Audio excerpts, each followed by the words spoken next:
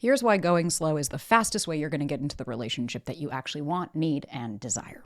If you're somebody who, like me, I used to be this kind of person who was super fucking anxious all the time. I was constantly running in and rushing into relationships because I figured, yay, let me get that safety. Let me have that connection. If we just go really fast and if we spend all of our time together and if we start to meet friends and family and if we do all of these things together, then they're going to fall in love with me and they're going to want to be with me. But what ends up happening is usually quite the opposite. Think about the last time you went fast with someone. You meet them, all of a sudden you're texting morning and night, you're creating this false sense of intimacy, you're spending all this time together, and then what happens? They start to pull away, they start to change, you start to see the fizzle, and then you're sitting here saying, wait, what the fuck just happened? I feel like I got blindsided.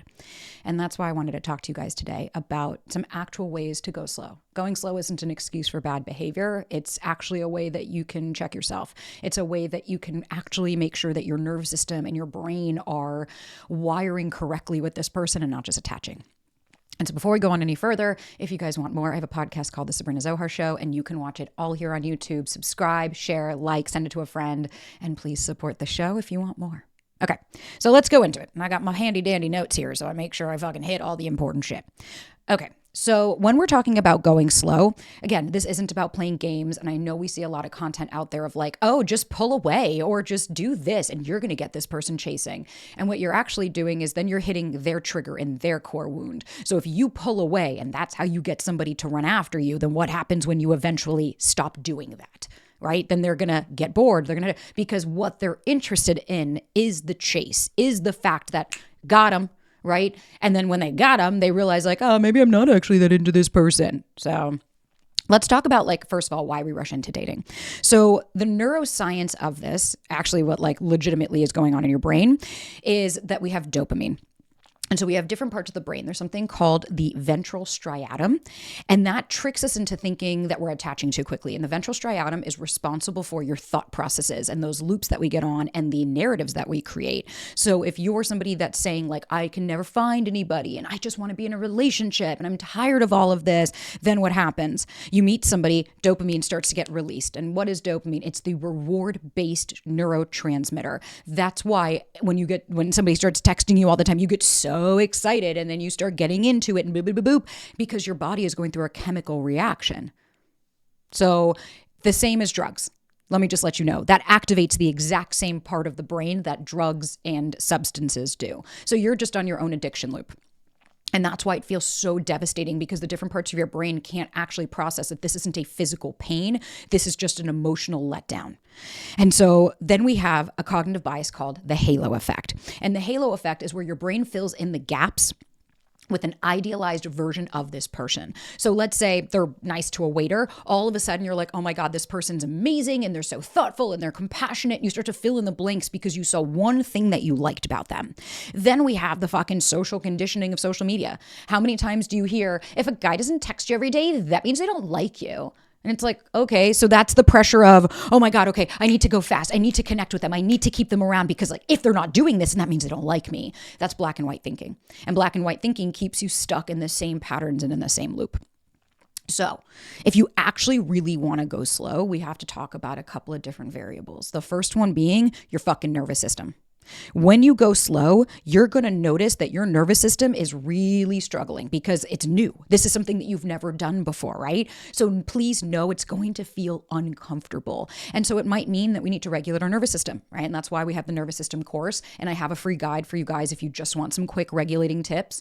It's things like going for a walk that actually allows the bilateral stimulation. And I know you might be saying, Sabrina, I'm tired of hearing people say go for a walk or journal, but there's a scientific reason for it. Going for a walk activates different parts of your brain. You have bilateral stimulation, so you're using both sides of the brain. So while you're processing and thinking through your thoughts and emotions, your body is also moving. And so that challenges both parts of the brain, which is what we want. Same with journaling. It activates a different part of your brain. When you speak it or when you journal and you write it out, you're not just sitting ruminating and spiraling in that same space of the brain. Again, that ventral striatum.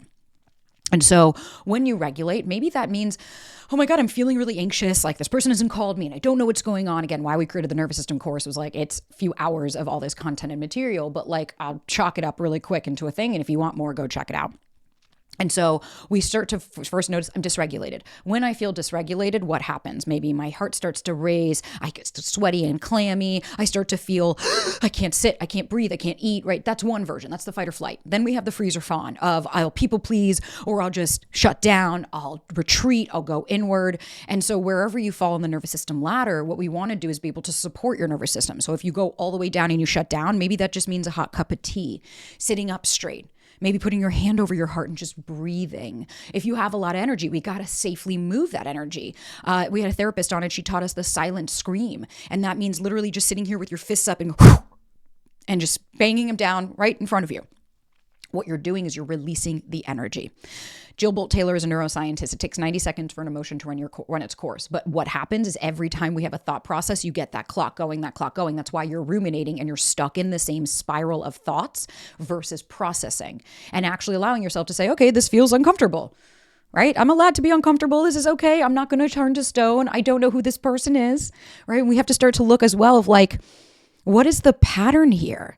What is the pattern? Because then we want to look and say, time is the only thing that's going to allow you to see if this person's words and actions align. Are they consistent? Are they love bombing me? Are they coming on really strong and then fizzling? I don't give a fuck when you sleep with someone. Choose your own adventure. You're an adult, okay? We don't need to be shamed anymore on the internet for being a human. Do whatever the fuck you want to do. But just know people don't owe you anything. So if you're going to fuck somebody, okay, right? Like I slept with my partner on the first date. Here we are. About to get engaged. So like there is no, oh, that means they're going to lose respect. And if anybody that's watching here wants to say that, then you're the fucking problem. Because if you're going to judge people and say, well, I wouldn't respect somebody that does that. It's like, that's great. You have your own opinions. That doesn't mean your lived experience is everybody else's. That doesn't mean your rigidity is everybody else's.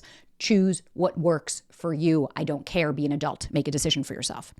But what happens is we start to, okay, well, if they're coming on really strong, see, well, this is them. And my mama has always said, when you start at 100, where else are you going to go? And are you attaching to them? Are you saying, I need them in my life? I have to have them. We have a podcast episode on this, so don't worry if you want to learn more. Or am I connecting with them and saying, well, I like this person, but like, I don't know enough about them. Let's see what happens. I'm living a really full life and they're an addition to my life and not instead of. And so if you actually want to slow it down, we need to start doing one thing that people really fucking hate to do, especially when you have anxiety or you want immediacy or the unknown is really scary, and don't we all, is we have to learn to pause.